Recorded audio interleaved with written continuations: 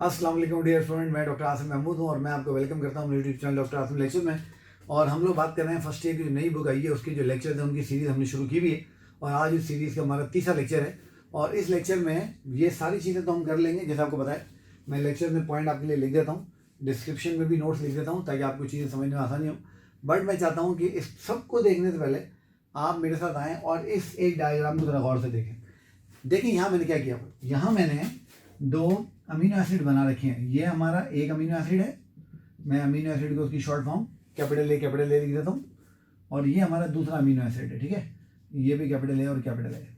अब आप देख रहे हो कि ये दो अमीनो एसिड एक दूसरे के साथ खड़े हैं।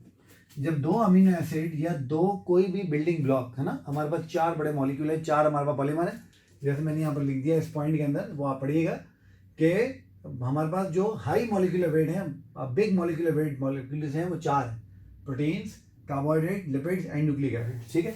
ये चारों चूंकि पॉलीमर्स हैं और पॉलीमर्स जो आपको पता है मोनोमर के मिलने से बनते हैं, तो आपको पता है जो अमीनो एसिड हैं ये प्रोटीन के पॉलीमर्स हैं। अब पता है होता क्या, होता ये कि जब दो अमीनो एसिड एक दूसरे के नज़दीक आते हैं तो एक अमीनो एसिड के हाइड्रोक्सिल ग्रुप का दूसरे अमीनो एसिड के हाइड्रोजन ग्रुप के साथ या हाइड्रोक्सिल आयन का हाइड्रोजन आयन के साथ बॉन्ड बन जाता है।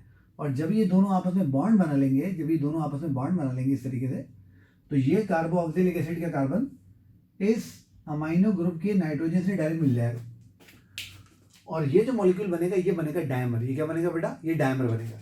और यहाँ से होगा क्या, यहाँ से वाटर एवोपरेट हो जाएगा, वाटर एवोपरेट हो जाएगा, वाटर निकल जाएगा, डिहाइड्रेशन हो जाएगी। यानी यहाँ पर एक बड़ा मॉलिक्यूल बना दो छोटे मॉलिक्यूल से, और कैसे बना, वाटर के रिमूवल से। तो ये प्रोसेस जिसके अंदर जो मोनोमर्स होते हैं वो कंबाइन होते हैं, इस प्रोसेस को हम कंडेंसेशन बोलते हैं। अब चूंकि इसमें से पानी निकल रहा है इसीलिए हम इसको डिहाइड्रेशन सिंथेसिस भी बोलते हैं, ठीक है। अच्छा अब देखें, फिर मैंने लिख दिया कि यहाँ पर आपको दो चीज़ों की बहुत ज़रूरत होगी। एक तो आपको प्रॉपर एंजाइम चाहिए, यानी ये जो रिएक्शन है ना, ये केमिकल रिएक्शन है और आपको पता है लिविंग ऑर्गेनिज्म केमिकल रिएक्शन उस वक्त तक नहीं करते जब तक प्रॉपर एंजाइम मौजूद ना हो। और साथ में जो मोनोमर्स हैं वो एक्टिवेटेड होने चाहिए, यानी इनमें कोई केमिकल इनस्टेबिलिटी, केमिकल एबनॉर्मलिटी नहीं होनी चाहिए।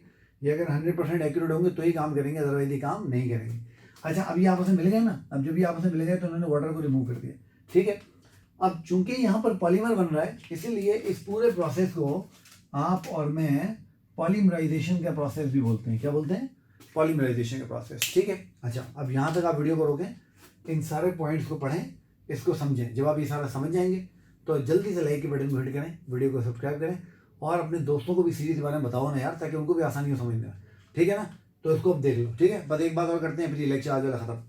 अच्छा अब ये देखो मैंने लिख दिया कि कंडेंसेशन में एक मोनोमर का OH ग्रुप दूसरे मोनोमर के H ग्रुप से मिलता है और वाटर यहाँ से रिमूव हो जाता है, ठीक है। अच्छा अब देखो मेरी बात सुनो, मैं एक सवाल बच्चों हमेशा पूछता हूँ कि नेचर ने कंडेंसेशन के प्रोसेस को ही क्यों चुना मोनोमर से पॉलीमर बनाने के लिए। उसकी वजह है कि इससे आप मॉलिक्यूल्स को अनलिमिटेड फैशन में बड़ा कर सकते हो। देखो ये हाइड्रोजन आयन यहाँ से मौजूद है ना, ये इधर जो अगला अमाइनो एसिड है ये उसके OH ग्रुप से मिल सकता है ना। इसी तरीके से यहाँ पर ये OH ग्रुप मौजूद है, ये अगले ग्रुप के हाइड्रोजन आयन से मिल सकता है। और अगर आप यहाँ पर एक चेन बना के 10 मोनोटाइप अपना मोनोमर से आपस में मिलाओ तो आप देखोगे जितनी बार भी आप मिलाओगे आखिर में OH इधर और H इधर आता जाएगा। मतलब आप इस चेन को अनलिमिटेड फैशन के अंदर बड़ा कर सकते हो बगैर किसी प्रॉब्लम के, बगैर किसी मसले के, ठीक है बेटा। अच्छा अब अगर मुझे बॉन्ड को तोड़ना हो तो मैं क्या करूँ, मैं कुछ भी नहीं करूँ।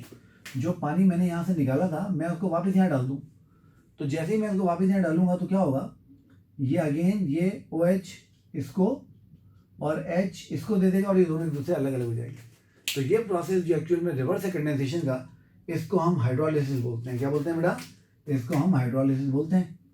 तो ये था आज का लेक्चर, मैं उम्मीद करता हूँ आपको बड़ा पसंद आया होगा। अपने दोस्तों को इस बारे में बताइए। छोटे छोटे लेक्चर बनाएंगे 3-3, 4-4 मिनट के, ताकि आसानी से पढ़ने में भी आए, काम भी होता जाए। रोजाना एक लेक्चर देखते आएंगे, पूरी बुक इंशाल्लाह कवर हो जाएगी, ठीक है बेटा। अपना बहुत सारा ख्याल रखें, वीडियो को लाइक करें, चैनल को सब्सक्राइब करें और मुझे इजाज़त दें। खुदा हाफिज़।